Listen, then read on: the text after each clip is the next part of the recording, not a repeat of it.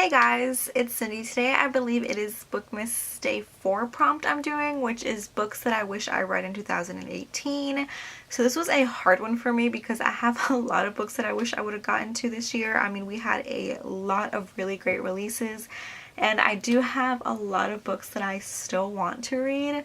And it's kind of hard because I've been looking at the 2019 releases and I'm just like, shit, it's going to be a really good year again for books.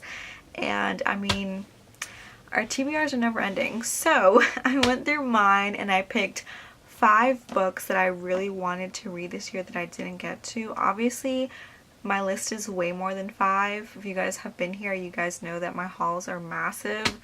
And I have a lot of books that I would love to get to, and I wish I could read them all, but I just don't have that kind of time. But I went ahead and I picked 5 contemporaries. They're all YA that I really wanted to get to this year, and I unfortunately didn't. They are kind of like diverse each, or like darker contemporaries, which is what I typically go for. So the first one is To Be Honest, and this is by Maggie Ann Martin. This does have a plus size main character, and I heard the representation in this is really good, which is part of the reason why I picked it up. It is about a girl that is dealing with a lot. Her name is Savannah, and she has a lot to deal with. As forth as like her mom, who's constantly pressuring her to eat right and lose weight and everything. And her sister has gone off to college, I believe. So I really hope the representation in this book is done right. I've heard a couple people talk about it so far, and they have said that it is very well done, so that's really good to hear. The next one is kind of like a YA feminist novel, and that is Moxie by Jennifer Matu, I believe is how she pronounces her name. And I don't really know too much of the storyline except for that this is like a feminist YA novel, which sounds absolutely amazing, and I have no idea why I haven't read this. I've had this on my shelf probably, wow, look how bright those pages are, probably since this came out, and I've heard great things from literally everyone. So the next book is a book that I picked up, I believe, for like one of the contemporary-a-thons, and I just didn't finish reading it. I only got like 14 pages in, and I think I forgot that I started reading this one, and it is Love, Hate, and Other Filters by Samira Ahmed, and I've heard that this is absolutely amazing, so I don't know why I put it down. But this is about a main character named Maya, and basically Maya is dealing with a lot because there is a terrorist attack that has happened in her local town, and unfortunately the terrorist does have the same last name as her.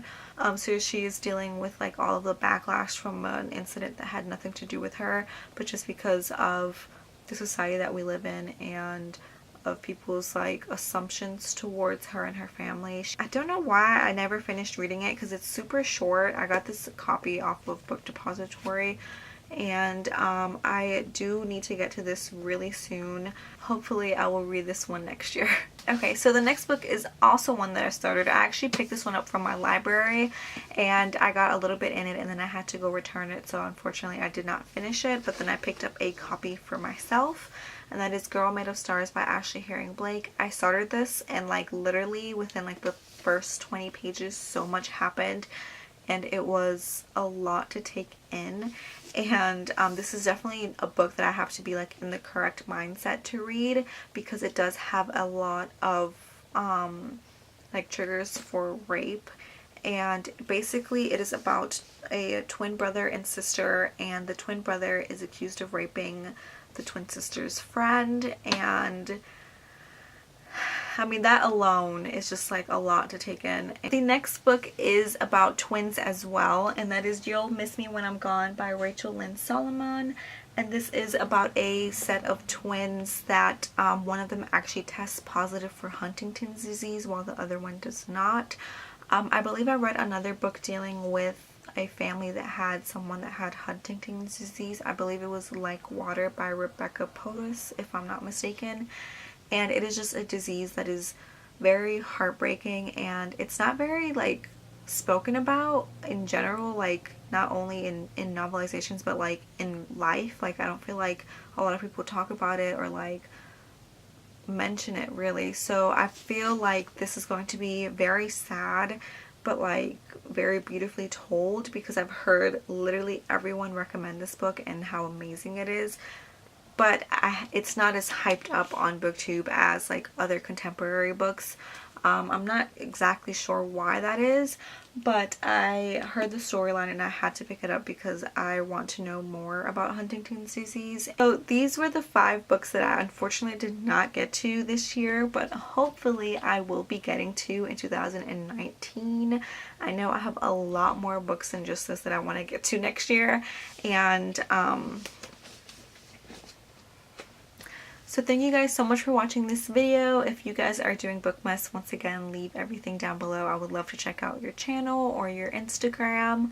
I hope you guys have a great night. I'm kind of delirious at this point because I'm really tired. So if this was a ranty slash long video, I'm so sorry. I don't know what kind of tangent I went on, but yes. Thank you guys again for watching. I think I said that already. I hope you guys have a great day and a great night, and I will talk to you guys next time. Bye!